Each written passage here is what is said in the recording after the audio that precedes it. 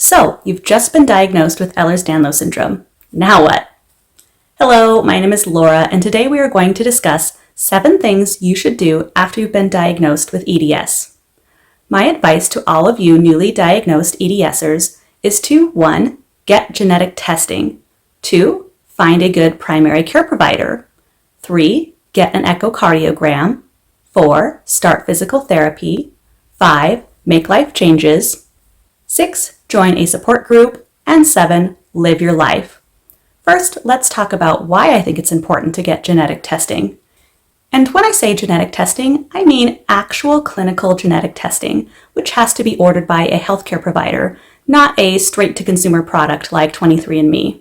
I recommend getting genetic testing because knowing your subtype of EDS can be important in the management of your care. Plus, there's always a possibility that you might have a different type of connective tissue disorder, such as Marfan syndrome or Lloyd-Dietz syndrome instead of EDS. Official genetic testing results gave me peace of mind knowing that I was given the correct diagnosis of hypermobile EDS. Tip number 2, find a good primary care provider, or PCP for short. A PCP is a general healthcare provider, such as a physician, a PA, or a nurse practitioner that you see on a long-term basis that helps manage your overall health. This is the person you would see for an annual checkup, as well as the first person you would see for all non-emergent illnesses, injuries, and new symptoms or health concerns. They can diagnose and treat most general health issues and will refer you to specialists when you need more advanced care. Those specialists will in turn send reports back to your PCP, which will help them with the overall management of your health. Having a good PCP is important because as a person with EDS, you likely have multiple health issues, and having a person in your corner whose job it is to help manage all of those issues, as well as communicate with all of your specialists as part of your overall well-being, is very beneficial. Tip number 3, get an echocardiogram. An echocardiogram is an ultrasound of the heart that will assess for cardiac issues that as EDSers, we are more at risk than the general population of having, such as a mitral valve prolapse or an aortic root dilation. Knowing if you have any cardiac issues can help mitigate future problems, as well as give you peace of mind that your ticker is okay. Tip number 4, start physical therapy. If you've been diagnosed with any type of EDS, you have hypermobility of some kind, and it needs to be evaluated and addressed. Physical therapy will help address current problem areas, as well as strengthen and stabilize your joints to help prevent future problems. After my diagnosis, I was referred to a physical therapist who created an at-home full-body workout program personalized to me to help strengthen and stabilize my joints. I have incorporated those exercises into my current workout routine, and I feel that it's really helped with my pain levels and joint instability.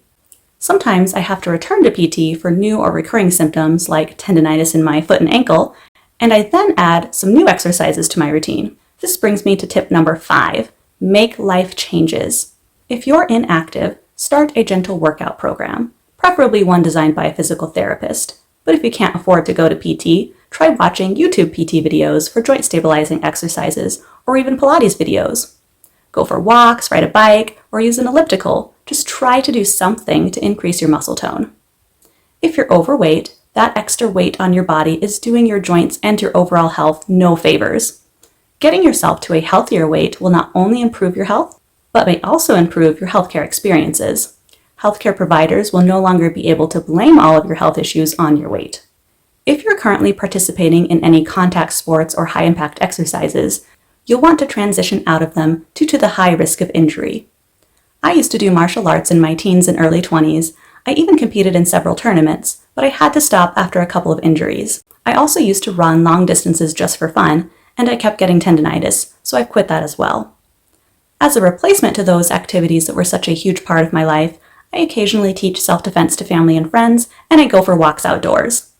Finding replacement activities can make the sting of no longer being able to participate in your old hobbies a little bit more palatable. Another life change you may want to consider is your career. If your current job doesn't seem sustainable long-term due to your health, now is a good time to start a game plan. For example, I currently work as a radiologic technologist. I do x-rays, CT scans, mammograms, bone densitometry scans, ultrasounds, and I'm also certified in nuclear medicine. It can be pretty physical work some days, especially performing ultrasound exams and moving heavy equipment and patients around. My future game plan, should it be necessary, is to transition into a radiology office assistant role where I could eliminate the physical stresses of my current job while still being able to work in the same field. Tip number 6, join a support group. Because of their accessibility and ease of use, I recommend Facebook EDS support groups, but any support group would do. Support groups can help you feel less alone in your situation and can also be a great source of information and advice. Tip number 7, my last piece of advice is to simply live your life. Having a major chronic illness diagnosis such as EDS might significantly impact your life and how you live it going forward, but you're still you. You're more than just your diagnosis, so get out there and find what makes you happy and try to make healthy choices along the way.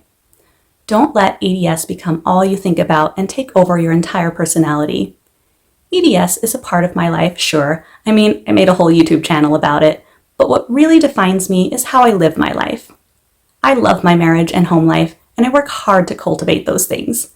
I get a lot of joy out of everyday occurrences such as cuddling my pets, cooking a meal for my husband and I, sipping coffee in the mornings, cleaning and organizing, watching anime with my husband, working out, reading and listening to books, and seeing that same joy and love reflected in my husband's eyes.